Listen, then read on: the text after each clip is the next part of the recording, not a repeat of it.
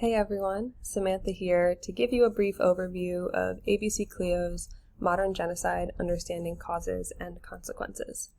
This database provides information and primary sources within modern genocide, so focusing on the beginning of the 20th century up until the present day. The database is geared towards students, perhaps students in a high school history class or undergrad doing research for papers within this historical topics.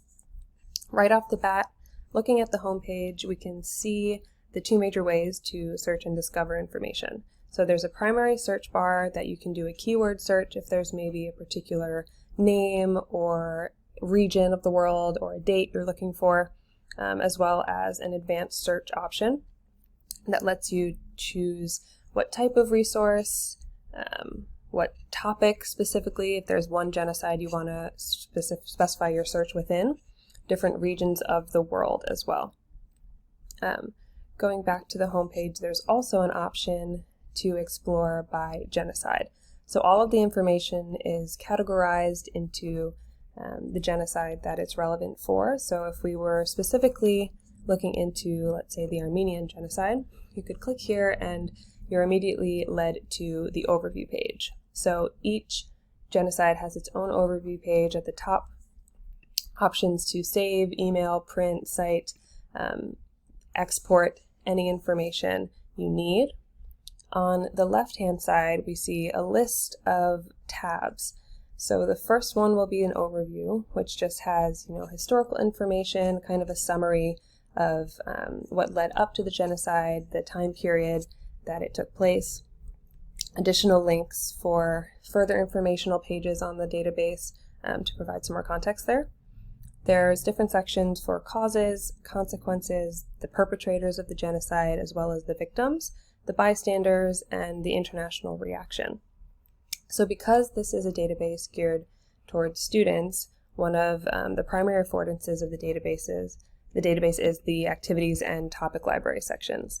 So the activity section includes various further questions that students can research outside of the database, or maybe it'll spark some more discovery within the database. So inquiry questions, different worksheets that you can export or even use as an educator to bring into the classroom.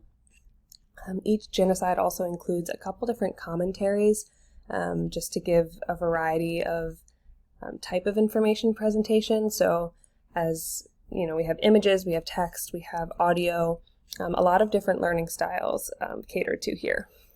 The citation styles are also all easily exportable to different citation machines to compile them, or if students just need one specific citation in one style, they have them all here, as well as where the information comes from. So if we wanted to do a more advanced search, we could come here to our advanced search, and let's say we're looking specifically for media, so not information on people or on dates, but we want photos, we want videos and audio from the time. So let's stick with our Armenian genocide here. And because we're looking for something general within that category, we won't search any specific keyword, but by checking off all of these things, it should refine our results quite clearly. Right, so here we are with 53 results sorted automatically by title, but we can also sort by category and by resource type.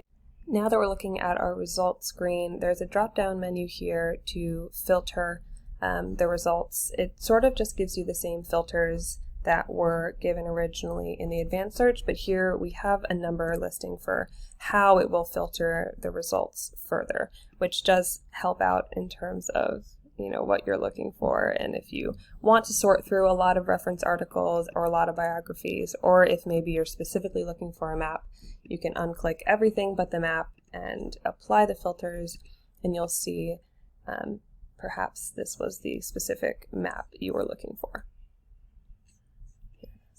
So all of the maps on the database are interactive. You can zoom in, we can zoom out, we can move it around. It does have a key to show you how geographically things were located, how people were moved, a lot to play around with and explore just within these sort of visual features. We're back to the homepage here, and if we scroll down a little to the next section, we'll see something called the Academic Success Corner, which I believe is constant throughout all of the ABC-CLIO databases, includes a bunch of different resources for students that are looking for more information on how to work with primary sources or further tips on research. So these are a lot of the affordances, the different media types that you can filter, the different activities and worksheets for students to find more information or research beyond the database. There's also just a general video on how to use the database and how to navigate around right on the homepage. So for students that are perhaps unfamiliar with searching databases, having this on the home screen and not needing to navigate to a search bar or a help page helps a lot. If we go to the About page, I do want to talk a little bit about possible drawbacks or constraints of the database. So first and foremost, talking about genocide is hard. The definition of genocide itself is not necessarily widely accepted or standardized. So they let you know in the About page that the definition of genocide that they're using is based on the UN Convention of the Prevention and Punishment of the Crime of Genocide, adopted in 1948. Though this is a very good place to draw the definition from, it does make the database a bit selective. So they do have to make choices on what to include and what not to include.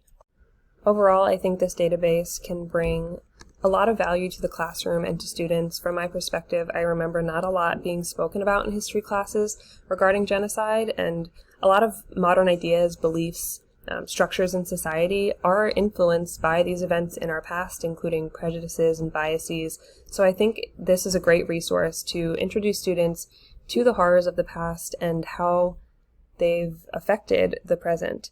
There are a lot of great features for learning, like the activities and the Ask a Librarian feature. The accessibility features are also pretty vast. Translations, closed captions, transcripts for audio, things like that. There is a bit of selection involved in terms of what constitutes genocide and what they choose to include. But I think it's a great start, at least, and gives students a lot of pathways for further learning. So I hope you guys enjoyed my little overview. Take a look around. There's a lot of really interesting stuff on here. Though it's not geared towards our level, I definitely learned a lot, even just through my brief little exploration of the page.